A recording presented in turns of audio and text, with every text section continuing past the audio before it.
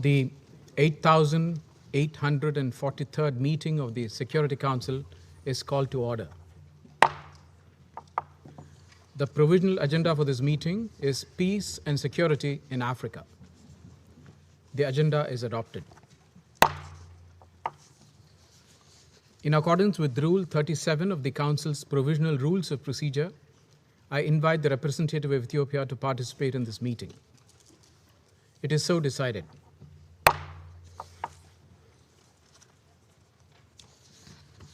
The Security Council will now begin its consideration of item 2 of the agenda. I wish to warmly welcome the Secretary General, His Excellency Mr. Antonio Guterres, and would like to give him the floor. The floor is yours, Excellency.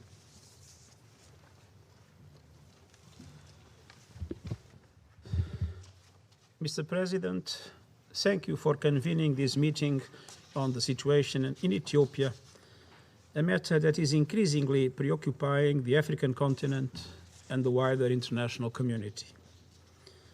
A military confrontation, which started some 10 months ago in the northern region of Tigray, is spreading, and the level of human suffering is growing, with serious political, economic, and humanitarian implications for Ethiopia and the broader region. All parties must recognize a simple truth: there is no military solution.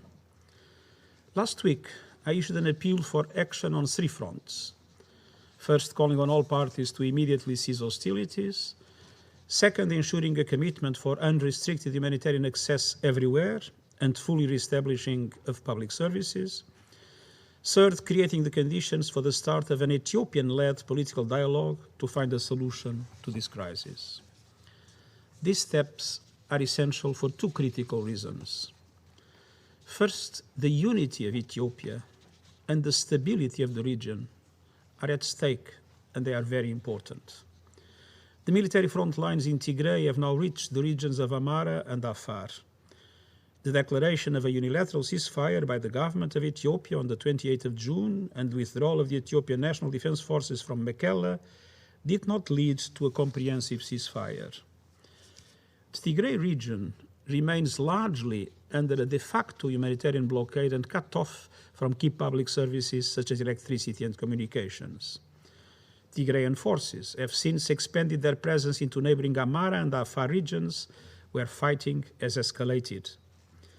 Other actors in Ethiopia have entered the fight through mass mobilization and the activation of regional armed groups. Inflammatory rhetoric and ethnic profiling are tearing apart the social fabric of the country. The wider region is already witnessing the political, economic, and social impact of the conflict beyond the borders of Ethiopia. Second, the human price of this war is mounting by the day. A humanitarian catastrophe is unfolding before our eyes. More than 2 million people have been displaced from their homes, and million more are in immediate need of life-saving humanitarian assistance, including food, water, shelter, and health care. At least 400,000 people are living in famine-like conditions. Last month, UNICEF warned that 100,000 children face life-threatening severe acute malnutrition over the next 12 months. Refugee camps have been destroyed. Healthcare systems have been decimated, with hospitals and clinics attacked and looted. And this has all been exacerbated by electricity and communications blackouts. I'm also deeply concerned by reports of horrific sexual and gender-based violence from survivors, including women and children. I condemn these atrocity acts in the strongest possible terms. This is compounded by other serious allegations of human rights violations and abuses against civilians reportedly perpetrated by all parties to the conflict.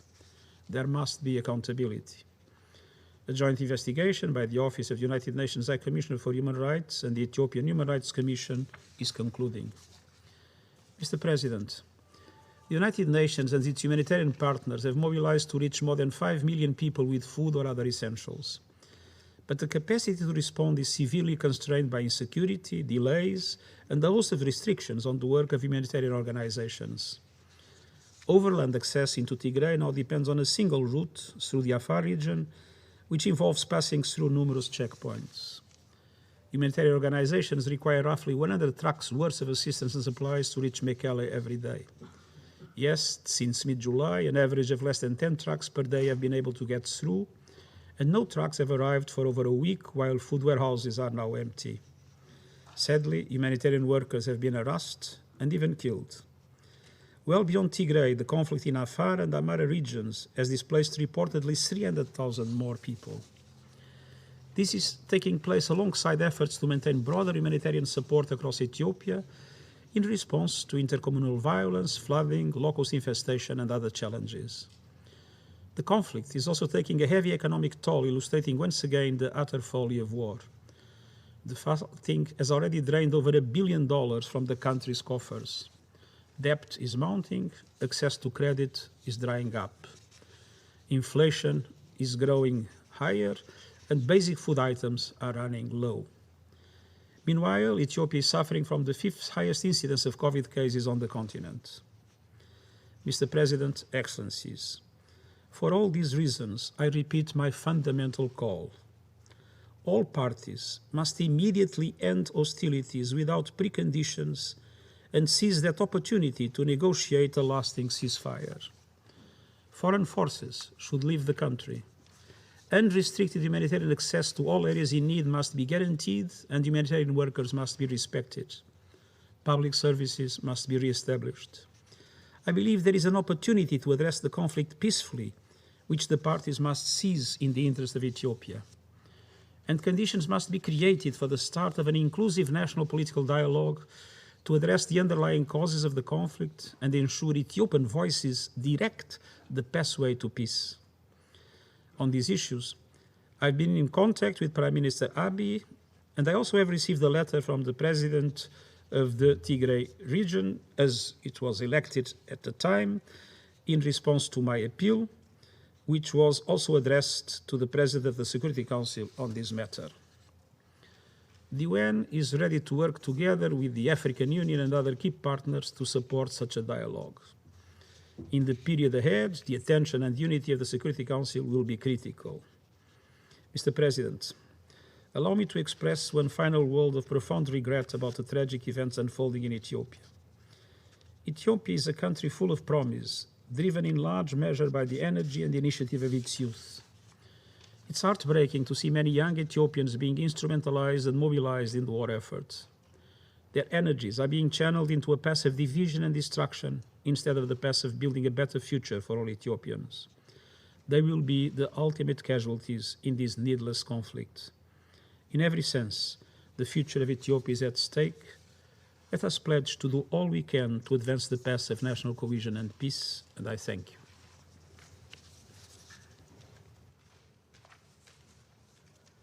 I thank the Secretary General for his briefing. I now give the floor to those Council members who wish to make statements. I give the floor to the representative of Ireland. You have the floor, please. Thank you very much, Mr. President. I'd like to preface my remarks, if I may, by offering my sincere condolences to the victims of the horrific attack today in Kabul. Our sincere condolences to the victims, all victims and their families. I want to thank you, Mr. President, for convening the meeting today, and thank you, importantly, Secretary General, for your insightful, yet, I must admit, deeply troubling briefing today. Thank you, Ambassador Tai, our colleague. It is critical that you're with us today. Mr. President, in the last 9 months, we have witnessed a severe and deepening political crisis in Tigray, which is now expanding to neighbouring regions of Ethiopia. The immediate consequences has been a massive humanitarian emergency, with more than 5.2 million people in need of assistance in Tigray alone. We deeply regret that it has come to this. We were warned months ago. We spoke of the risks here at this same table. Sadly now, if the crisis is not urgently addressed, the longer-term consequences for the unity of Ethiopia and the stability of the wider region are potentially catastrophic. This is why Ireland has continually raised this unfolding crisis as a matter of the deepest concern. Your presence, Secretary General, and your clear messages today underscore just how serious the situation has now become. Secretary-General, I want to strongly echo what you call the simple truth, that there is no military solution to this conflict. We agree with you that regional partners, and in particular the African Union, have a crucial role to play in finding the political solution needed to end this crisis. We have been underlining this message since we joined the Council, and I was pleased to see today that the former Nigerian President Obasanjo was appointed by the African Union as the High Representative for the Horn of Africa. We welcome this. Mr. President, no one in this chamber underestimates the complexity of this crisis. We certainly don't. But that is not an excuse to stand by. Today, we have heard from the Secretary-General about where we might start. Today, all Council members have an opportunity to support the Secretary-General and those caught in this crisis by sending 3 clear and united messages. First, all parties to the conflict must cease immediately hostilities, come to the table to negotiate a lasting ceasefire. Second, all parties to the conflict must ensure full, unimpeded and safe humanitarian access, as well as the restoration of public services. And third, conditions must be created to allow for dialogue and to find a solution to the conflict in Tigray, while a broad range of stakeholders must engage in a process of inclusive dialogue to address the significant challenges affecting Ethiopia. The international community, that means us, we must stand ready to support this process. Mr. President, the shocking spectre of famine continues to loom. We know that millions of people are displaced and hundreds of thousands are already starving. There is absolutely no time to waste. This is not a time for reflection. On the contrary, it's a time for action. The sad reality is that without further, immediate and scaled-up action, the horror of starvation will overwhelm parts of Ethiopia again, with harrowing echoes of past tragedy. Too many ordinary men, women and children will suffer. Too many will die as collateral damage in a war not of their making. As we've just heard in clear terms, their basic humanitarian needs to food and shelter are not even close to being met. I repeat, this is a time for action. As humanitarian workers continue to face violence and unnecessary obstacles in carrying out their work, we say it's past time to act. Mr. President, we call again on the Ethiopian authorities and all other actors to immediately facilitate full, unimpeded humanitarian access. We also urge the government of Ethiopia to restore basic public services for the people of Tigray. Access to food, medical services and education are the very least that the people deserve. The human dignity and human rights of millions are at stake. We also call on the Tigrayan forces to immediately end their military offensive and withdraw from the Amhara and Afar regions. The longer the conflict persists, the greater the suffering of all Ethiopian people. We've taken careful note of the letter referenced by the Secretary-General sent by the Tigrayan representatives, which may be an important development. We further call on the Amhara forces to withdraw from Western Tigray. I also echo the call of our African colleagues for external forces to withdraw from Ethiopia. Mr. President, we are horrified by the conflict-related sexual violence and atrocities that have defined this conflict. It's clear that women and girls have been systematically raped and abused throughout the conflict. Communities have been traumatized. Those responsible for all violations of international humanitarian law and international human rights law must be held to account. This is true not least because countering impunity is essential to preventing further violations. We await the findings of the report by the Office of the High Commissioner for Human Rights and the Ethiopian Human Rights Commission. We hope that work will draw to a conclusion without undue delay. We also call on all parties to refrain from using inflammatory rhetoric and dehumanizing language, which serves only to fuel ethnic and political tensions across Ethiopia. Such dehumanizing rhetoric is never acceptable, As history tells us, nothing good can come of this. Mr. President, I began today by saying that this Council has an opportunity and a responsibility to send a clear and united message. Let me come back to that. We need a cessation of hostilities and for the parties to come to the table to negotiate a lasting ceasefire. We need unimpeded humanitarian access, and we need a political solution to the crisis in Tigray and an inclusive national dialogue. Leadership to forge a path towards peace must be found among the parties to this conflict. Time is of the essence. The very lives of Ethiopian people are at stake. Now is the time for action. Thank you, Mr. President. I thank the representative of Ireland for her statement. I now give the floor to the representative of Estonia. You have the floor, please. Thank you very much, Mr. President, and I thank the Secretary General Guterres for being with us today and the remarks you made.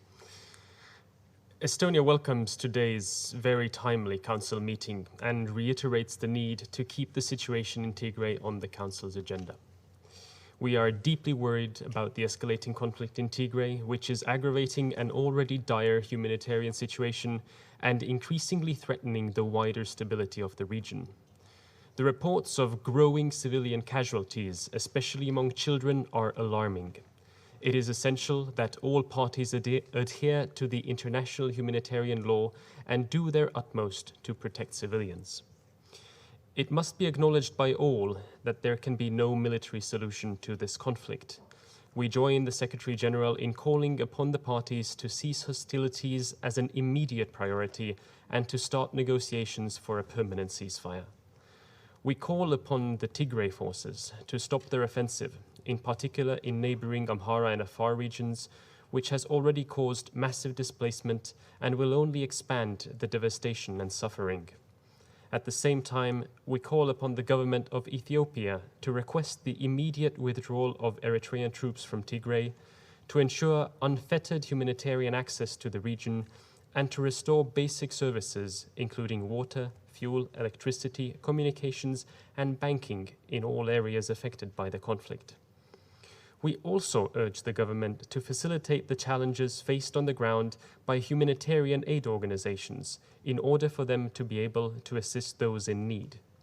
Estonia is increasingly concerned about the conflict-driven food security crisis, which has been deteriorating mainly due to the interruption of supply lines. Around 400,000 people are already living in famine, the worst level of acute food insecurity, with 4 million people approaching the same.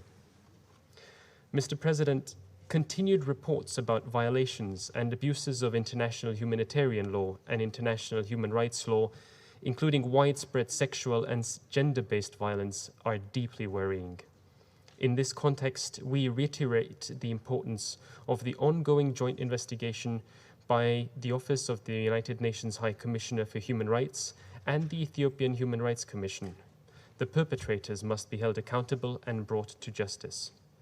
We are also worried about reports of arbitrary detentions and enforced disappearances of ethnic Tigrayans in Addis Ababa.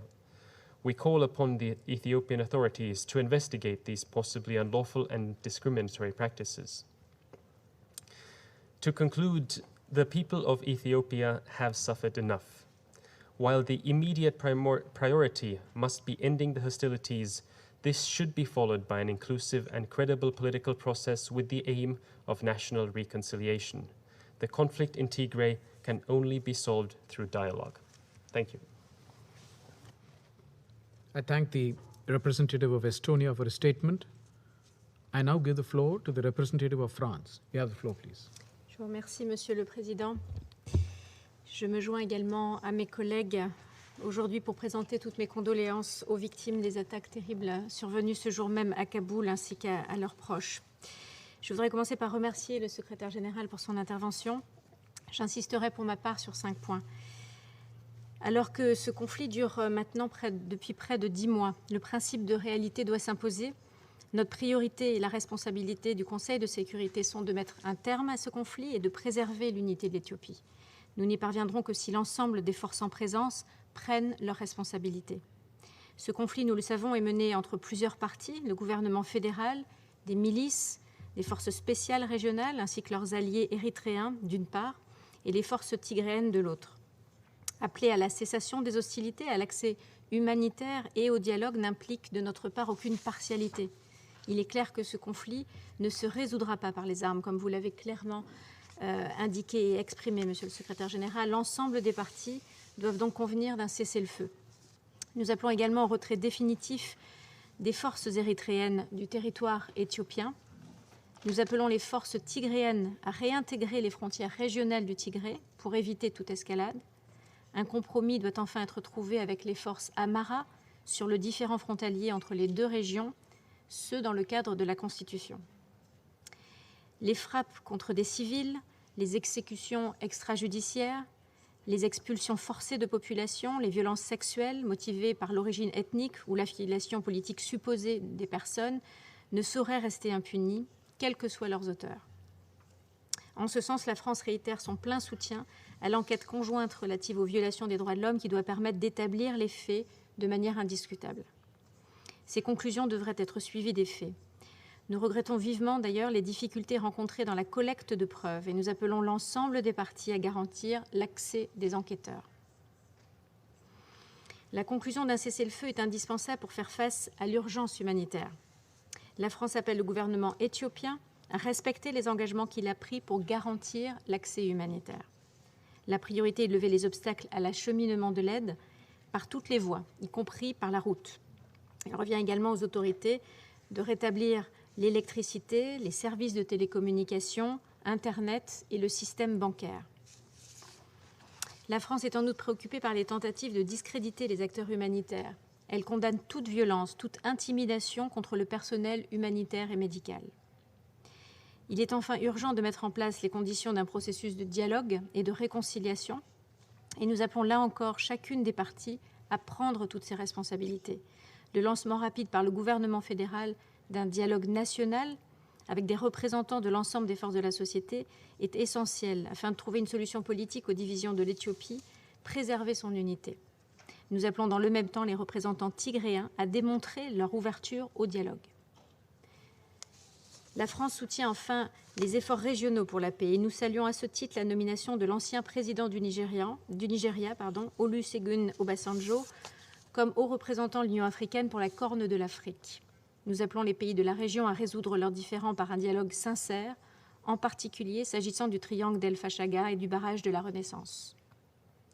Nous appelons l'ensemble des parties à s'abstenir de toute action qui attiserait les tensions et à répondre de manière constructive aux efforts de médiation de l'Union africaine.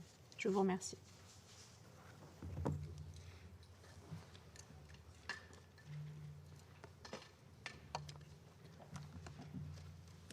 I thank the representative of France for his statement. I now give the floor to the representative of Norway. You have the floor, please. Thank you, President. With sadness and disbelief, we are yet again discussing the prospect of a man-made famine in Tigray. The expansion of the armed conflict into the neighboring regions of Afar and Amara will only increase the suffering. The ramifications for the entire country are grave and potentially undermine regional peace and security in the Horn of Africa. President, let me thank the Secretary General for his frank briefing. We are grateful for your tireless diplomatic efforts to bring an end to this conflict. We hope to see that your leadership in preventive diplomacy is replicated by other key actors, such as regional institutions. As we have been told, the humanitarian consequences of the conflict in Tigray are massive. To end the catastrophic humanitarian situation in Tigray, some immediate actions are crucial. First, the federal Ethiopian authorities and all other actors must secure rapid, safe, and unimpeded access of humanitarian aid to the region. Second, all parties must do their utmost to facilitate the work of humanitarian organizations and their personnel. And third, all parties must fully respect international humanitarian law and provide security for humanitarian workers. Repeated assurances from Ethiopian authorities of compliance with its humanitarian obligations have failed to materialize. In reality, Tigray is placed under a strict closure regime. The provision of humanitarian aid through land convoys and air access is being obstructed instead of facilitated. We strongly condemn the many vilifying comments made in public regarding humanitarian actors and workers. Such hateful rhetoric is creating more insecurity and putting the lives of humanitarians at risk. President, it is incumbent on all parties to protect the human rights of all people. This includes protection from stigmatization or ethnic profiling. We are deeply concerned by allegations of serious human rights violations and abuses in Tigray and other conflict-affected areas, including against children. Norway condemns in the strongest possible terms the reported killings of civilians and the widespread and systematic use of sexual and gender-based violence. Additionally, the reported systematic destruction of vital infrastructure and health centers is equally unacceptable. These must be rapidly restored. The alleged atrocities, violations, and abuses of international human rights and international humanitarian law must be documented and investigated, and those responsible must be prosecuted. Bringing perpetrators to justice is critical for prevention and deterrence. We welcome the joint investigation by OHCHR and the Ethiopian Human Rights Commission, as well as the African Commission on Human Rights and People Rights Independent Commission of Inquiry, into the alleged atrocities in Tigray. We expect that all findings are used to ensure accountability. Norway will continue to make sure the fight against impunity remains high on the Council's agenda. President, Norway urges all actors in the conflict to immediately end the violence and enter into dialogue. To facilitate this, Eritrea must fully withdraw from Ethiopian territory. Tigrayan forces must end their expansion into neighboring regions, and Amhara federal forces and militia must withdraw from Western Tigray. Finally, President, it is vital that the states in the region, IGAD and the African Union, bring its full weight to end hostilities in Tigray and Ethiopia. And we recognize the effort thus far by Prime Minister Hamdok in his capacity as chair of IGAD, and we welcome today's appointment of former President Obasanjo as AU's High Representative for the Horn of Africa. Likewise, this Council must lend all possible support to these regional efforts. We should speak with one voice, calling for cessation of hostilities, unimpeded humanitarian access, and a peaceful resolution through dialogue. And the Council should receive regular reporting on humanitarian access to Tigray, including clear indicators of any gaps in the response and assistance needed. We cannot allow the humanitarian situation in Tigray to deteriorate even further into catastrophe, or the conflict in Ethiopia to destabilize the Horn of Africa without pursuing all available avenues towards a political solution. I thank you. I thank the representative of Norway for her statement. I now give the floor to the representative of the United Kingdom. You have the floor, please. Thank you, Mr. President. Let me also offer the UK's condolences for all those who lost their lives in today's terrorist attack in Kabul. I thank the Secretary-General for his briefing. You describe a desperate situation, and it is right that this Council considers how it can help. So I would like to make 3 points in response to what we've heard. First, all parties must cease hostilities, and unfettered humanitarian access must be provided to relieve the toll of this conflict on ordinary Ethiopians. As the Secretary-General told us, over 400,000 people in Tigray are experiencing famine conditions. That is more than the rest of the world combined. Only a fraction of the 100 trucks of aid required every day are getting into Tigray. Banking, electricity, and communication services remain suspended, posing serious obstacles to humanitarian operations. The spread of fighting into neighboring Amhara and Afar states, displacing tens of thousands of civilians, will only extend the human suffering and prolong the conflict. We therefore call on Tigrayan forces to immediately cease fighting in Amhara and Afar. we reiterate that Eritrean troops must withdraw completely from Ethiopia, as the government of Ethiopia has requested. And we call upon the Ethiopian government to fully enable humanitarian access. That includes removing bureaucratic barriers to aid delivery and allowing sufficient cash and fuel into Tigray to enable humanitarian operations. Secondly, Mr. President, I want to emphasize the need for all parties to ensure the protection of civilians and to comply with international humanitarian and human rights law. The Secretary-General's briefing gave further weight to the reports we've been receiving of atrocities by all sides. These include brutal and systematic sexual violence, massacres, and the indiscriminate shelling of towns. We have also witnessed an increase in hate speech and attacks on the humanitarian community. The United Kingdom fully supports the joint investigation by the UN Office of the High Commissioner of Human Rights and the Ethiopian Human Rights Commission. It is crucial to prospects for peace and reconciliation that this investigation is thorough and robust. And perpetrators of atrocities must be held to account. Thirdly, Mr. President, let me underline the urgency of pursuing political dialogue to end this crisis. The United Kingdom is a long-standing friend and partner of Ethiopia. We have been proud to work alongside Ethiopians to support their progress in reducing poverty and building sustainable economic growth. This conflict is already reversing that progress. It now threatens the long-term stability and prosperity of the country and of the region. We want to see Ethiopia return to a positive trajectory. 10 months in, it is clear there is no military solution to this conflict. The only way that Ethiopia can return to peace and prosperity is through an inclusive political settlement. That requires talks between the parties, urgently and without preconditions. We support the efforts by the Secretary-General, Under Secretary-General Griffiths, and by the African Union to make this possible. And we therefore welcome the announcement today of the appointment of former President Obasanjo as AU Special Representative for the Horn of Africa. Mr. President, it is abundantly clear what the parties need to do now to end the dreadful toll of human suffering in Ethiopia.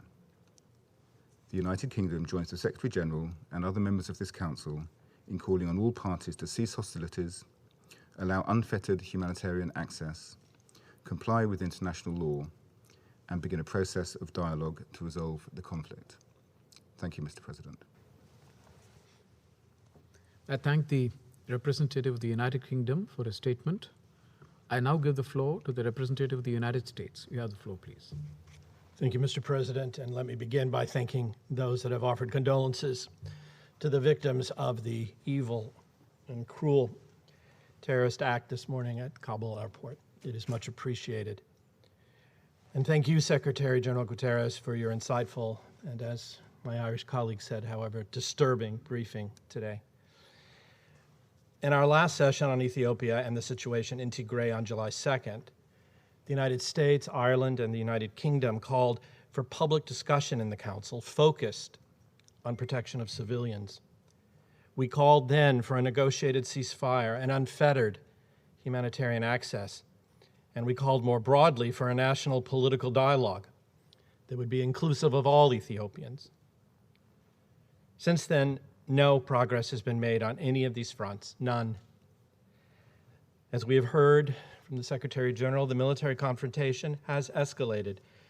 The Ethiopian government has not responded positively to proposals for negotiations. Instead, it has publicly called for the mobilization of militia. The TPLF, meanwhile, has expanded its own military campaign into the Afar and Amhara regions. Ongoing TPLF military operations in these regions are displacing hundreds of thousands of civilians, and this too must stop immediately. Eritrean defense forces have re-entered Tigray, and reports indicate that military alliances among armed groups and other regions risk sparking a wider war in Ethiopia. And instead of striving to create space for negotiations and for dialogue, leaders on all sides have used inflammatory rhetoric that is increasing polarization along ethnic lines. This is all gravely concerning to all of us. These developments are eroding the unity, the sovereignty, and the territorial integrity of the Ethiopian state. The United States is particularly concerned by reports of ongoing violence in the Tigray region and other parts of northern Ethiopia, including attacks against women and children. The Ethiopian government and the TPLF, as well as associated regional militias, must end the fighting now, allow humanitarian access, and move toward a negotiated ceasefire immediately and without preconditions. Eritrean Defense Forces, meanwhile, must refrain from further increasing or regionalizing the conflict. Today, I would like to focus on these three concerns: the dire humanitarian situation, the need for immediate negotiations toward a sustainable ceasefire, and the withdrawal of Eritrean forces. First, contrary to its public commitments, the Ethiopian government and regional authorities continue to cut off Tigray with limited entry of humanitarian goods or personnel. This withholding of humanitarian aid, particularly food, is leading to unnecessary death and untold human suffering. Last week, after repeated warnings, aid agencies ran out of food stocks in their warehouses in Tigray. This comes after all of us were told over the last 3 months about famine conditions in Tigray. Millions are at high risk of food insecurity in northern Ethiopia, and of those, hundreds of thousands are estimated to be at risk of starvation in Tigray. The heroes that are trying to fend off this starvation, the humanitarian workers, are, as we heard, being targeted and killed simply for providing aid to those who are in need. Despite a small increase in convoys and flights entering Tigray, we estimate that just 7% of the needed humanitarian supplies were able to reach Tigray over the past month. And that statistic is based on the World Food Programme's projection of what is needed and the Ethiopian government's own reporting on how many trucks have gotten through. And let's be clear, this shortage is not because food is unavailable. It is because the Ethiopian government is still limiting humanitarian aid and personnel, including land convoys and air access. We are troubled by disturbing reports that the Ethiopian government is intentionally withholding humanitarian assistance to starving Ethiopians, and these impediments to the movement of humanitarian supplies must be removed immediately, and trucks must be allowed to enter and deliver life-saving assistance to Tigray. If these impediments continue, large numbers of people will starve to death, and many more will die from disease. This council was very clear when we passed Resolution 2417 in 2018. The denial of humanitarian access and depriving civilians of objects indispensable to their survival is a violation of international humanitarian law and can constitute a war crime. Mr. President, council members, this is happening on our watch. The impediment to the movement of humanitarian supplies is not the only humanitarian crisis in the country. We are also alarmed by reports of reprehensible attacks against Eritrean refugees. One humanitarian worker was killed by TPLF forces in Amhara region last week, and humanitarians have observed the looting of NGO offices and warehouses by the TPLF, with the supplies being taken into Tigray. This is utterly unacceptable. These humanitarians are there to save lives. They must be protected. The trajectory of this conflict over the last 10 months demands continued Security Council action.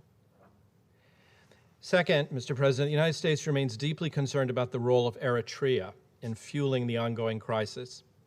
The presence of the Eritrean Defense Forces in Ethiopia remains a significant barrier to ceasefire negotiations and to political resolution of the conflict.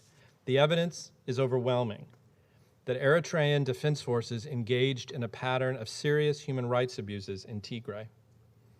So earlier this week, the United States designated the EDF's Chief of Staff Major General, pursuant to U.S. Executive Order 13818, which builds upon and implements the Global Magnitsky Human Rights Accountability Act.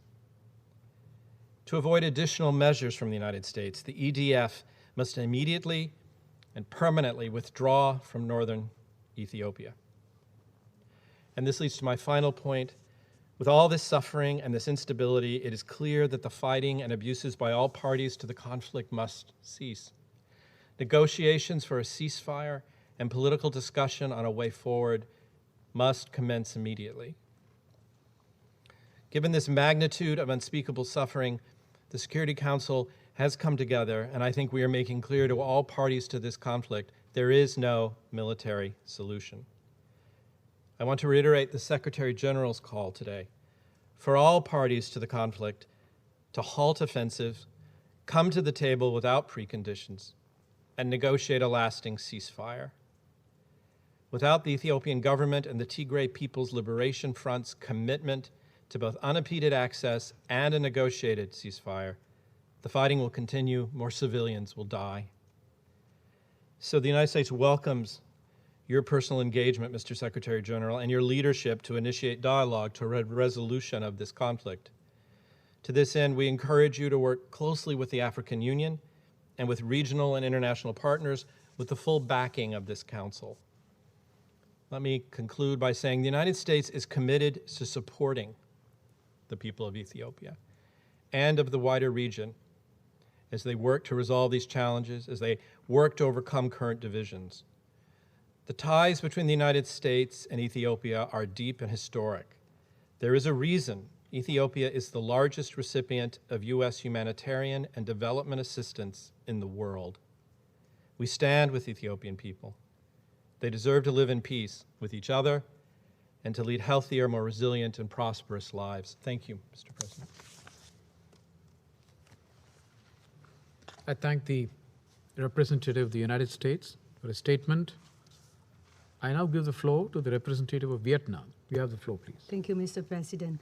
At the outset, I would like to join other colleagues in expressing our deepest condolences to the family and governments of the victim, those who lost their life in the recent attack in Kabul. I would like to thank Secretary General Antonio Guterres for his insightful briefing, and I welcome the representative of Ethiopia to our meeting today. Mr. President, the humanitarian situation in Tigray, especially its consequences and adverse impacts on the daily life of millions of people since the last 3 months, has been of deep concern for all of us.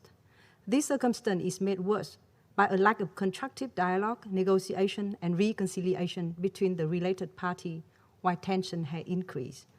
The longer this situation lasts, the more likely it is that a long-term and comprehensive solution is out of reach at the expense of peace and development in Ethiopia. Against this background, we would like to stress the following point. First and foremost, the humanitarian situation in Tigray should be addressed in the most urgent manner. We welcome the Ethiopian government effort to improve the humanitarian access in the regions. This process should be accelerated. We also welcome the practical activity carried out by the United Nations, including humanitarian organizations and international and regional partners, for tens of thousands of Ethiopians over the past few months, including people in Tigray. We, however, understand that the access to and distribution of humanitarian assistance still remain far from satisfying the need of urgent assistance in many parts in Tigray. We call for safe, effective, and efficient delivery of humanitarian assistance and expanded access for the provision of much-needed assistance in Tigray region and bordering area. We support the appeal for action on 3 fronts stated and mentioned recently by the Secretary General. All the elements are crucial to find the way out for the current situation. Mr. President, violent killing against civilians, including women, children, and humanitarian workers, and the destruction of infrastructure indispensable to the civilian population in Tigray must be condemned and prevented. The perpetrator must be brought to justice.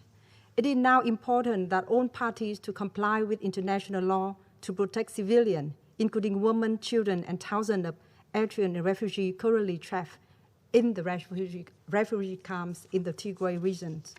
The current conflict, which has complicated political, historical, and ethnic roots, has exerted certain impacts on the regions.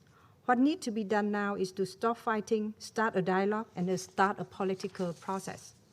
We hope that all relevant parties will refrain from all acts that might send Ethiopia into chaos and jeopardize peace and security in the country and in the regions.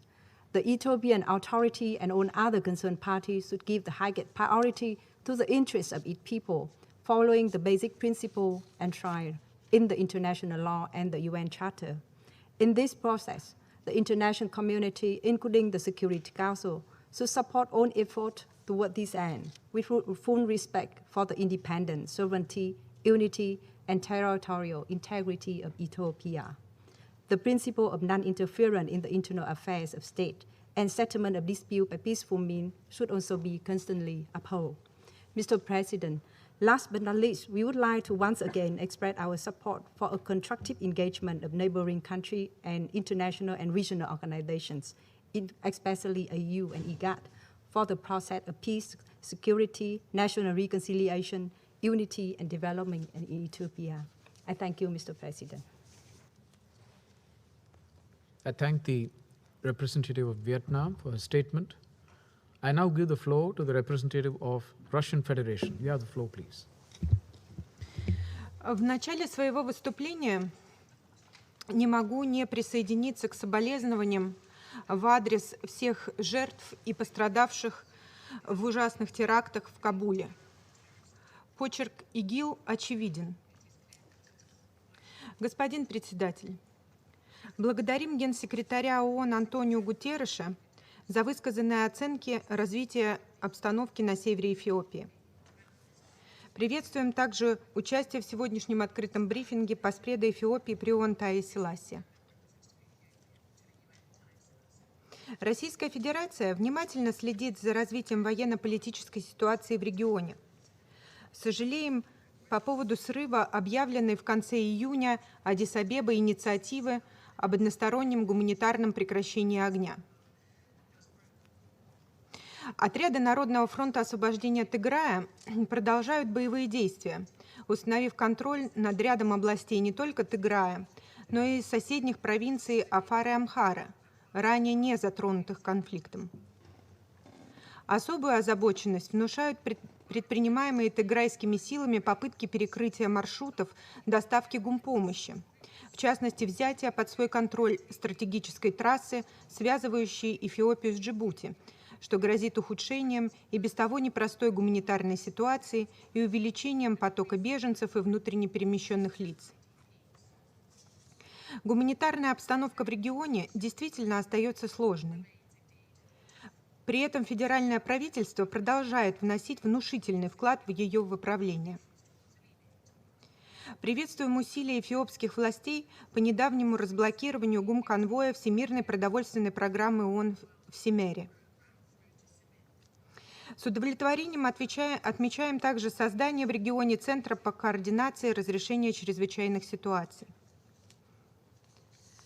Надеемся, что его учреждение поможет реализовать планы по ежедневной отправке в Тиграй 100 грузовиков с гумпомощью, а также разрешению ситуации с эритрейскими беженцами, находящимися в особенно бедственном положении. Убеждены, что для разрешения ситуации необходимо прежде всего обеспечить деполитизацию североэфиопского гуманитарного досье. Оказание гуманитарного содействия в условиях продолжающегося политического противоборства и созданной в СМИ токсичной атмосферы имеет мало шансов на эффективность. Не можем также согласиться со смещением публичного акцента в работе гуманитарщиков на Тиграй. В оказании гумпомощи важно уделять внимание и другим регионам, в том числе Амхаре, Оромии и Сомали, испытывающим значительные гуманитарные потребности, связанные с засухами, наводнениями, нашествием саранчи и проблемами с посевной кампанией. Основой этих усилий должна оставаться резолюция Генассамблеи ООН 46-182 и базовые руководящие принципы ООН по оказанию гумпомощи. Призываем УКГВ уделять особое внимание налаживанию доверительного и конструктивного диалога с федеральным правительством. Поддерживаем, господин генсекретарь, проводимую вами работу по скорейшему запуску политического диалога. Убеждены, что этот диалог должен вестись самими эфиопами. при поддержке, в первую очередь, африканского сообщества. Любое возможное внешнее содействие должно осуществляться при неукоснительном уважении суверенитета, территориальной целостности и политической независимости страны. Прошедшие в июне этого года в Эфиопии всеобщие выборы убедительно доказали способность федеральных властей консолидировать эфиопское общество. Мы убеждены, что они смогут самостоятельно найти пути нормализации ситуации и выведения страны в целом на правильную траекторию развития. Африканским партнерам и международному сообществу следует лишь поддержать эти усилия эфиопского правительства. Отмечаем в этой связи назначение Афрокомиссии высокого представителя Афросоюза по Африканскому рогу, бывшего президента Нигерии Обасанджо. Необходимо понимать, что попытки расшатать ситуацию, а также оказать давление на демократически избранное правительство Эфиопии, в том числе путем принятия односторонних санкций, путь к еще большему разрастанию конфликта. Равным образом не способствует разрешению кризиса и обсуждению его в Совете Безопасности. Более эффективным было бы, если бы каждый из членов Совета вносил собственный вклад в управление ситуацией. Уверены, что ставку следует делать на тихую дипломатию и двусторонние каналы доверительного общения. Российская Федерация готова этому способствовать. Я благодарю за внимание.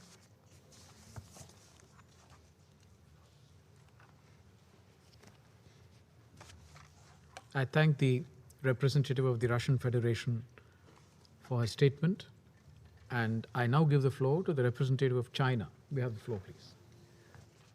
主席先生，我感谢古特雷斯秘书长的通报，欢迎埃塞常驻代表阿莫德大使出席今天的会议。当前埃塞局势面临诸多挑战，维护国家和平稳定，实现各族人民的和平共处，不仅符合埃塞民众的共同利益，对非洲之角地区和平安全至关重要，也是国际社会共同努力的目标。我们希望埃塞有关各方通过政治对话化解矛盾分歧，缓解紧张局势，避免冲突进一步扩大，为实现和平和解创造条件。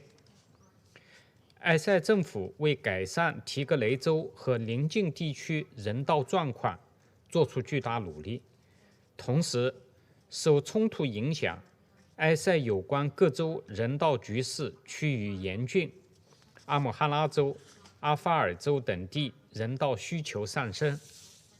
希望埃塞各方继续做出努力，扩大人道准入，保障人道物资及时送到民众手中。中方已向提格雷地区提供紧急粮食援助，并呼吁国际社会加大人道援助力度。国际人道机构开展工作时，应遵守联合国人道援助指导原则，尊重埃塞主权。中方坚定支持埃塞维护国家主权和统一的努力，将继续支持埃塞人民实现国家和平稳定与发展繁荣。希望国际社会支持埃塞政府实现全面持久停火，有效推动民族和解。中方反对外部势力以人权、人道为名干涉埃塞内政，支持非盟和地区国家以非洲方式解决非洲问题。中方欢迎非盟任命尼日利亚前总统奥巴桑乔作为非洲之角事务高级代表，希望联合国和非盟加强协作，共同为推动埃塞各方通过对话实现和解发挥建设性作用。个别国家对埃塞、厄立特里亚施加的单边制裁，不符合国际法和国际关系基本准则，无助于化解矛盾，只会对政治解决形成干扰。中方相信埃塞政府有能力、有智慧处理好内部事务，也坚信埃塞人民能够克服困难，处理好当前的挑战。中方愿同国际社会共同努力，支持埃塞致力于民族团结、恢复稳定、实现发展。谢谢主席先生。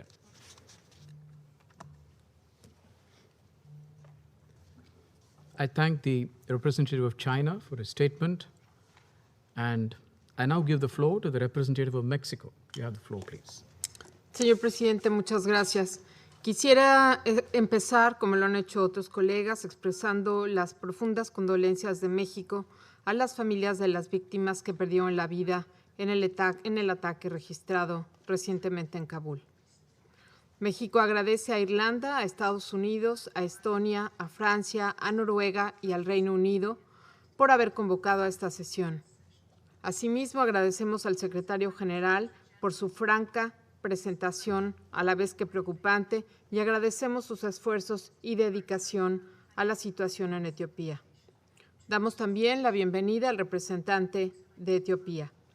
En pocos meses, señor presidente, se cumplirá un año del inicio de las hostilidades en Tigray.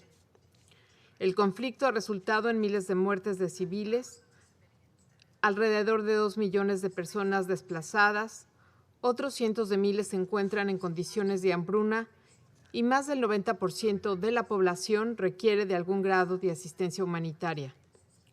En este contexto, son de especial preocupación los informes que señalan que los enfrentamientos se han extendido a las regiones de Afar y Amara, aumentando el número de desplazados internos y la necesidad de asistencia adicional. Además, el conflicto ha involucrado a otros actores tanto a nivel nacional como de la arena regional. Etiopía, un país amigo de México al que nos unen lazos históricos y fraternales, ha jugado un papel clave en la estabilidad del Cuerno de África durante décadas. Además de ser sede de la Unión Africana, es un importante contribuyente a las fuerzas de mantenimiento de la paz. Es por ello que una prolongación del conflicto no solo tendría consecuencias desastrosas para millones de etíopes, sino que representa un alto riesgo de desestabilización para la región. Una vez más, México reitera su llamado a todas las partes en el conflicto a un alto al fuego inmediato. Abogamos también por la retirada de todas las fuerzas no etíopes de Tigray, así como de la presencia de milicias ajenas a los estados federales vecinos. México hace un llamado a las autoridades etíopes también a garantizar la protección de sus ciudadanos independientemente de su origen étnico y de sus afiliaciones políticas. Las denuncias sobre violencia sexual y de género contra mujeres y niñas, así como graves violaciones contra niños, deben ser investigadas y los culpables juzgados. Esperamos con atención los resultados de la investigación conjunta en curso de la Oficina del Alto Comisionado de las Naciones Unidas para los Derechos Humanos y la Comisión de Derechos Humanos de Etiopía. Señor presidente, México da la bienvenida a los esfuerzos de las Naciones Unidas y de los actores humanitarios para hacer llegar asistencia humanitaria a Tigray. Lamentamos que las actividades humanitarias continúen enfrentando retos y, en especial, que la ayuda humanitaria no pueda llegar a ciertas regiones. Los cortes en materia de comunicaciones, de combustible y bancarios repercuten en la capacidad de la comunidad humanitaria de brindar asistencia. Insistimos en la necesidad de restablecer estos servicios y asegurar el acceso humanitario sin obstáculos para evitar que la crítica situación que vive la población continúe deteriorándose. La falta de acceso a alimentos puede tener como consecuencia una hambruna masiva de la que ya hemos escuchado aquí, mientras que la escasez de servicios básicos y de medicamentos y suministros médicos esenciales agrava el riesgo de enfermedades transmisibles y prevenibles. Por otro lado, México hace un enfático llamado a todas las partes del conflicto a respetar las normas del derecho internacional humanitario y de derechos humanos, en particular la población civil y la infraestructura esencial, así como del personal humanitario. Asimismo, reiteramos la necesidad de investigar los ataques contra civiles y personal humanitario para evitar que queden impunes. Señor presidente, para terminar, quisiera decir que si algo ha quedado claro durante este periodo es que no hay solución militar al conflicto en Etiopía y lo hemos escuchado de muchas delegaciones. En este sentido, reconocemos los esfuerzos regionales para mediar y encontrar una solución política. México llama a todas las partes en conflicto a poner por encima de sus intereses el bienestar de millones de personas e iniciar de inmediato un diálogo incluyente con miras a comenzar el proceso de reconciliación nacional y de reconstrucción. Y es por ello que damos la bienvenida al nombramiento del expresidente de Nigeria, Obasanjo, como alto representante para el Cuerno de África de la Unión Africana. Muchas gracias.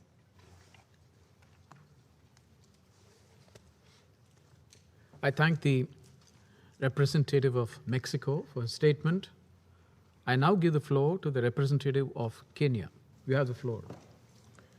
Thank you, Mr. President. I have the honor to make this statement on behalf of the African 3+1, namely Kenya, Niger, St. Vincent and the Grenadines, and Tunisia. I thank the Secretary General for his briefing on the latest developments in Ethiopia. We commend his engagement with Ethiopian leadership, the African Union, and regional leaders. We believe that his good offices can play an important role in facilitating a resolution of the current situation. We have heard the important information, insights, and concerns expressed by our fellow members of the Security Council. We indeed share similar points of view with many of them.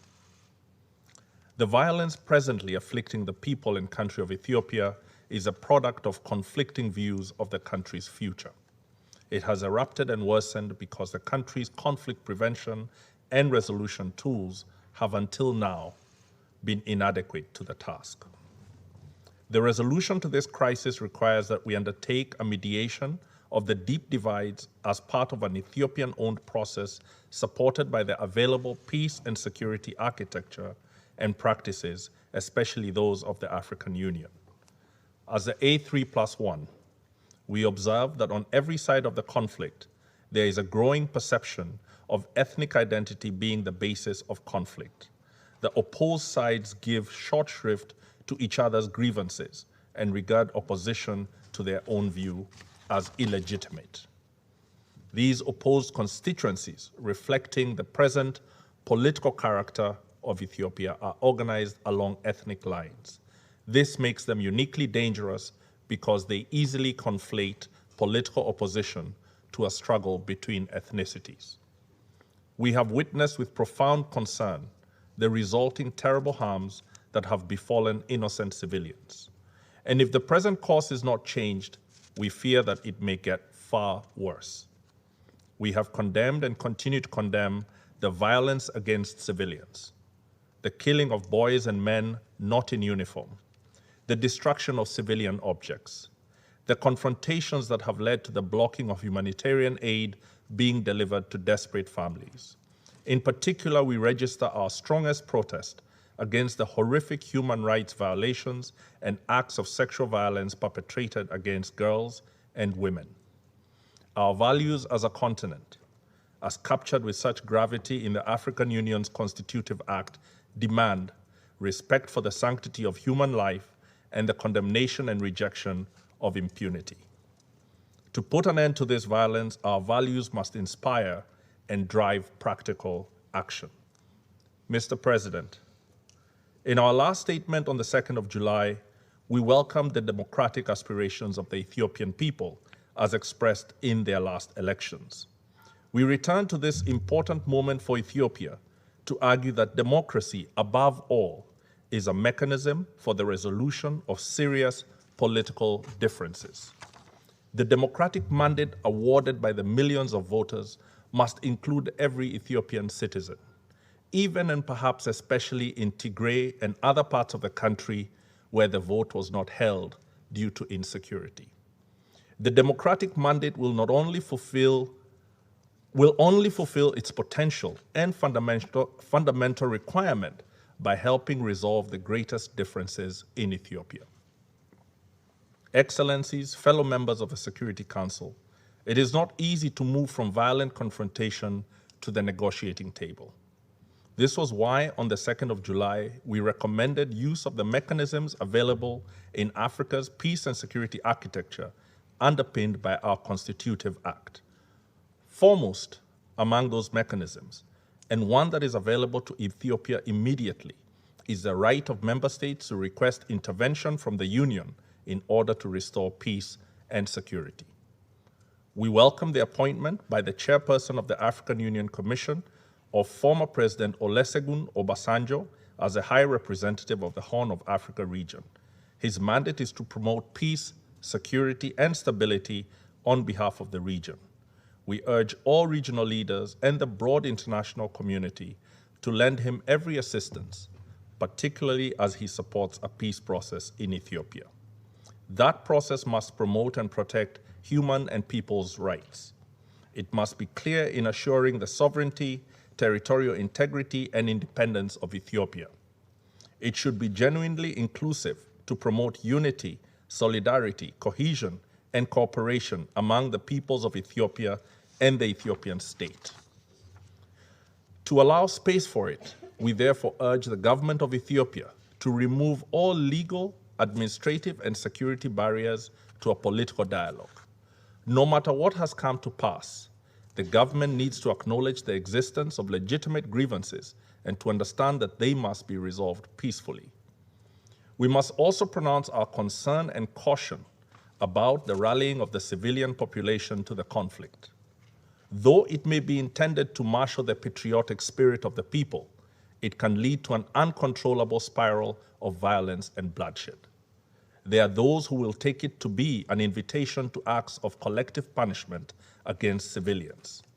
This is the time for leadership to urge calm, to give confidence that the country has the ability to overcome even this greatest of challenges with its growing democratic instincts.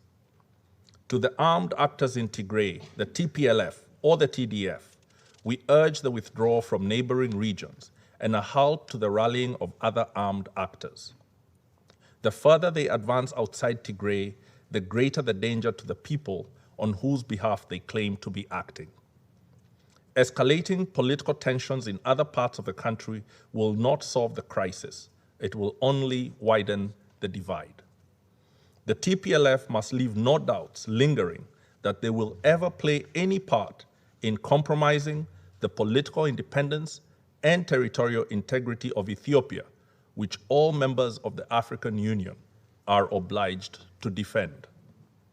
In addition, we recommend the spirit of the following steps to all Ethiopian leaders, understanding that they are not easy to implement.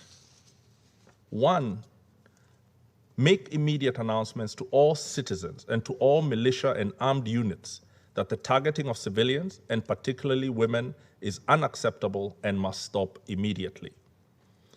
2, deconflict military movements in Tigray, Afar, and Amhara to enable unfettered access to humanitarian aid before famine returns to any part of Ethiopia.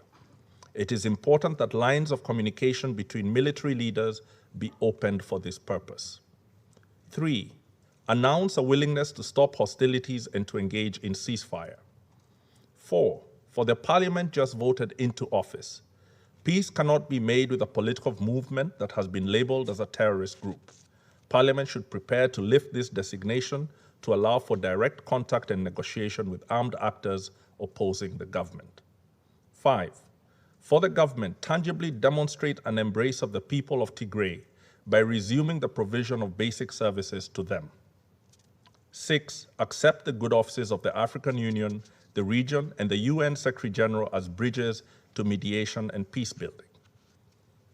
Mr. President, to this Security Council and the international community, we make the following recommendations. We call for the government of Eritrea to withdraw its forces from Ethiopia and embrace a role of peace building. We urge wealthy countries and organizations to provide adequate resources to the humanitarian campaigns in Ethiopia. 3, we call for the UN Development Program, the World Bank, the IMF, and all of Ethiopia's creditors to deliver an economic recovery package to implement the moment political mediation is underway. Number 4, we urge caution in the use of any unilateral coercive sanction measures that risk Ethiopia's economic collapse. Their use will only worsen the humanitarian crisis. To the African Union, we call for a re-energizing of the peace and security architecture. We have seen that its powerful capabilities contribute to resolving many conflict situations in the continent, and we believe they can be used in Ethiopia. Mr. President, allow us to conclude with a final caution. War is seductive. There are those who today in Ethiopia call for it to be given a chance. Such an attitude taps into a deep human desire for the clarity that enmity appears to offer. It promises simplicity instead of painful compromise, the annoying need to listen to the other, and the frustration that comes from trying to appreciate complexity. The Ethiopia of old inspired and rallied us Africans. It had challenges. It had known war and subjugation among and between its peoples, but its successful resistance to colonialism, racism, and fascism rallied our spirits. As Africans, we are conscious that this is our historical moment to recover our march to prosperity, peace, and independence from the actors who prefer us weak and divided. Ethiopia must not tap into its glorious history to solely grasp the grievances that lead to anger and hatred. Instead, Ethiopians must find in their past the prominent lessons of compromise, unity, and peace. We appeal to the leaders and people of Ethiopia to understand that they cannot break each other's spirits and succeed in building a united and prosperous country. I thank you.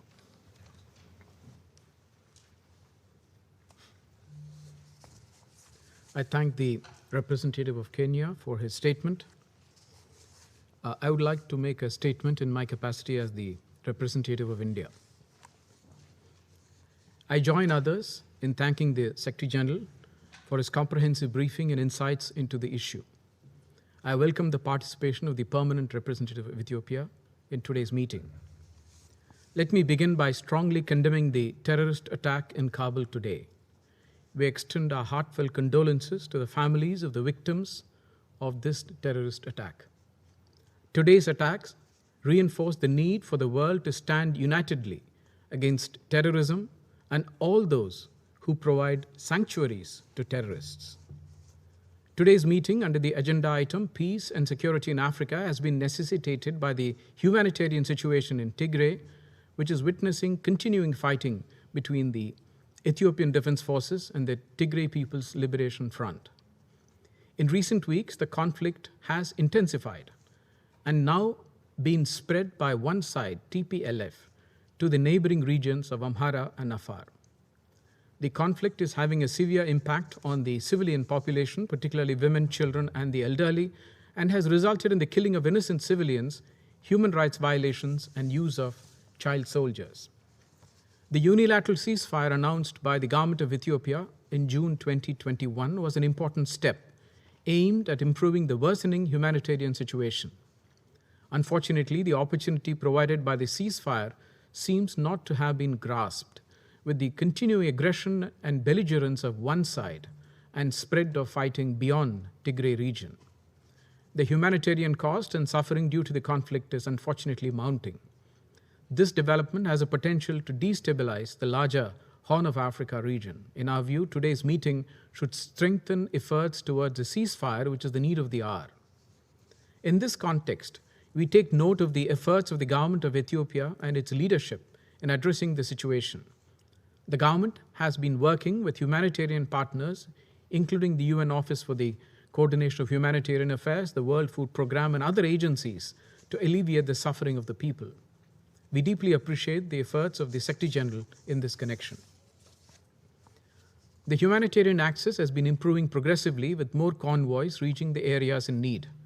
This is demonstrated by the statistics provided by OCHA and WFP. The communication and coordination between the Ethiopian authorities and humanitarian agencies has improved significantly in recent weeks.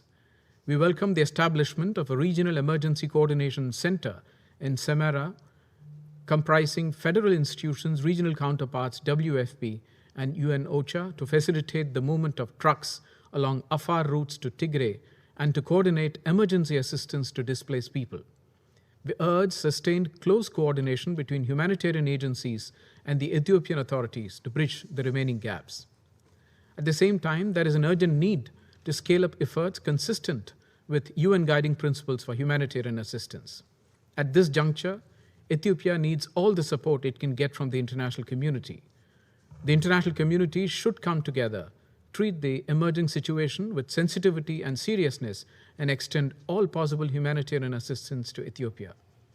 The humanitarian agencies also need to take measures to avoid diversion of humanitarian aid. The government has undertaken investigation into cases of serious human rights violations, including through joint investigations with the Office of the High Commissioner for Human Rights. We strongly denounce and condemn all atrocities committed by armed groups against civilians, including children. Those responsible for human rights violations and sexual violence perpetrated in Tigray should be prosecuted. For decades, Ethiopia has been an engine of economic growth in the Horn of Africa region. Today, Ethiopia needs support from the international community, including from the African Union and the United Nations, to address issues related to the conflict. The solution to the conflict must be Ethiopian-led and within the constitutional framework of Ethiopia. India continues to underscore the importance of mutual trust, engagement, dialogue, and reconciliation for lasting peace and stability. India reiterates its strong commitment to the unity, sovereignty, independence, and territorial integrity of Ethiopia. I thank you. I resume my function as President of the Council. I now give the floor to the permanent representative of Ethiopia. Excellency, you have the floor.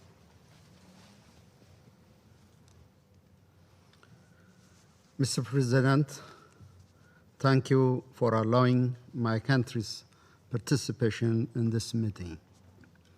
I thank the Secretary General Antonio Guterres for his briefing, and I acknowledge the presence of Under-Secretary General Martin Griffiths. Mr. President, on the World Humanitarian Day last week, the Secretary General provided emphasis to the situation in my country. The government of Ethiopia appreciates the good faith engagement by the Secretary General. We appreciate the Secretary General call for ending the suffering of the Ethiopian people. This same objective will continue to drive the efforts of the government of Ethiopia, as was the case in the past 9 months following the treasonous and unforgettable attack against the northern command of the Ethiopian National Defense Force by TPLF.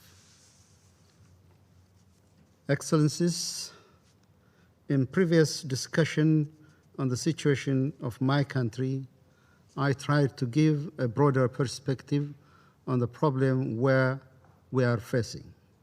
The current state of affairs in Ethiopia did not transpire overnight. They were in the making long before the TPLF unleashed attack on the northern command of the NDF in the dark hours of November 4. The genesis of the current conflict goes back at least 3 decades ago. Since 1991, TPLF maintained hegemonic control over the political, security, and economic life of the Ethiopian people. During this time, the TPLF faced resistance at every turn in all corners of Ethiopia. We must recall that it was sustained popular protest that dislodged the TPLF from the political power in 2018, ushering in a promising period of transition. TPLF was dispelled not only from power, but also from the hearts and minds of Ethiopian people due to the non-evolving and destructive ideology it seeks to preserve in the Ethiopian body politic. The people of Ethiopia outprogressed this political elite that stand vanguard for division over unity, oligarchy over equal opportunity, favoritism over merit. When it lost power, the TPLF retreated to Tigray, taking our people in Tigray as hostage, because, as the saying goes, for those accustomed to privilege, equality feels like oppression. Still, despite numerous provocations, the Ethiopian government exercised maximum restraint until the group attacked and looted military barracks. Over the last 9 months, the government sought to uphold the constitutional order. The TPLF refused to disarm and surrender to law enforcement authorities, doubling down on its destructive agenda. Mr. President, the unilateral humanitarian ceasefire declared in June and the subsequent withdrawal of the National Defense Force from Tigray was supposed to bring calm to the region and its people and provide space for the TPLF leadership to reconsider its ruinous course.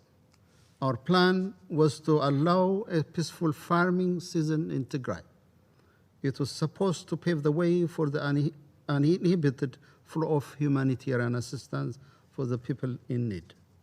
If it went according to our plan and vision, the ceasefire would have allowed us to embark on rebuilding and reconstruction in the region, and the repair and reconnection of infrastructure and economic apparatus disrupted by the TPLF.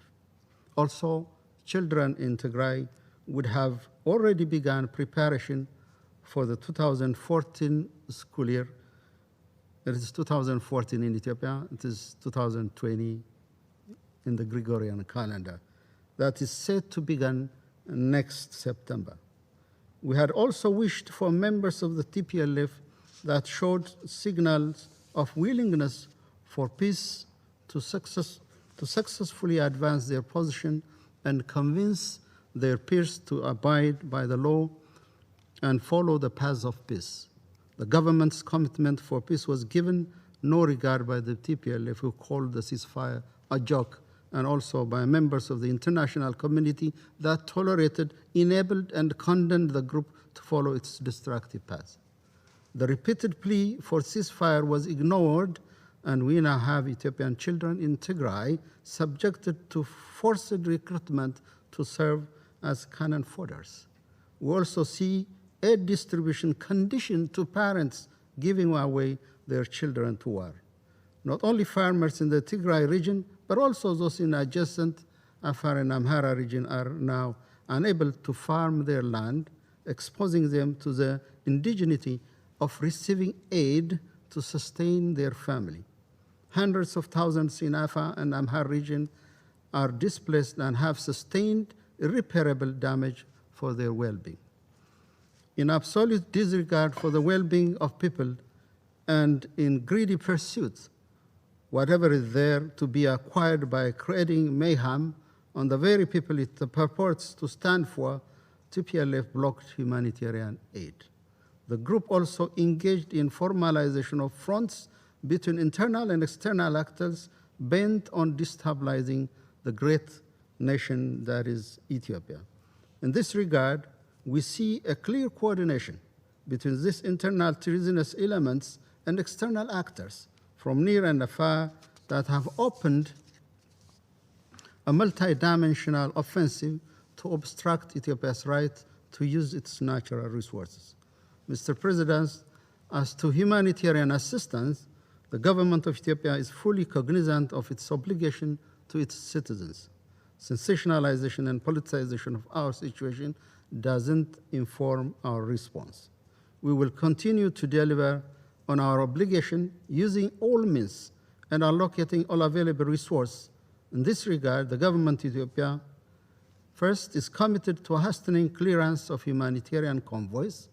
In fact, we are committed to reducing the number of checkpoints and to fast-track scanning process. We are working with partners to introduce modern scanning technology.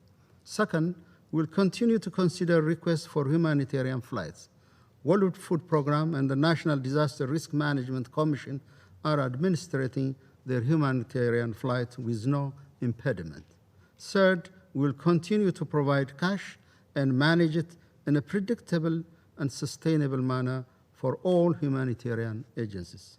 Similarly, the resumption of public service requires peace and rule of law in Tigray. These essential services cannot be reconnected while the group that today killed 33 infrastructure operators and engineers, looted aid, diverted aid, and confiscated humanitarian convoys continues to persist on its destructive path of war. Mr. President, our goal is peace. Unfortunately, the TPLF is standing between Ethiopia and peace. TPLF is not the victim, it is the culprit. The people of Ethiopia, especially those in Afar, Amhara, and Tigray region, are living under undeserved and insufferable conditions. We are startled by everyone that appears to have been calling for peace and pressure the government for suspension of its law enforcement operation, to later on tolerate and ratify through their reticence the expansion of violence and mayhem by the TPLF. Our plea to all, with a sincere wish to help us realize peace, is to put pressure on this lawless group to stop its criminal advance, to abandon preparation for combat and abide by the laws of the country. The group must also irrefutably delink itself from internal and external sponsors and affiliates. As to the international community, we ask you to remove the actual or perceived support emanating from your side that this group feeds off. It has to only comply with the requirements set by the government and free the people of Tigray from its egoistically grip. Absent compliance with the laws of the country, the government of Ethiopia will apply and any means necessary to ensure law and order.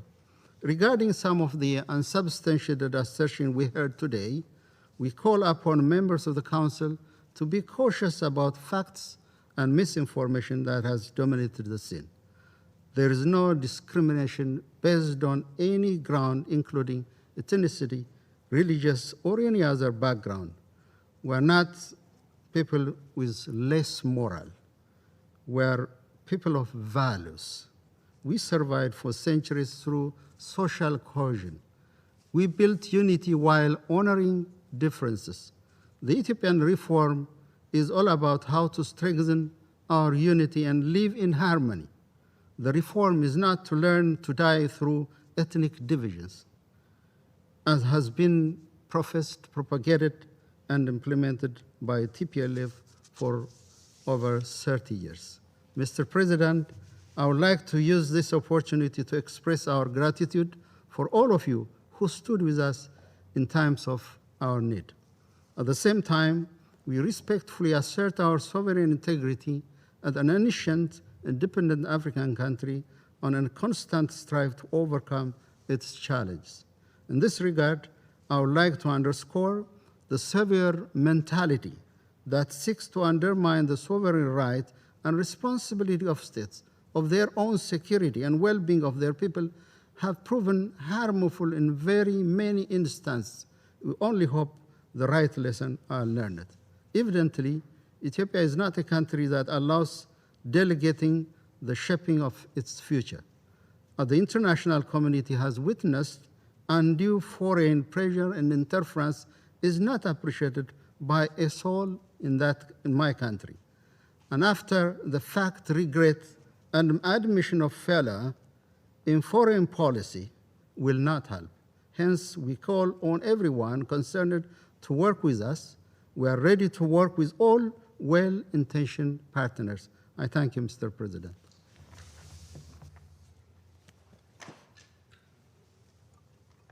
I thank the permanent representative of Ethiopia for his statement.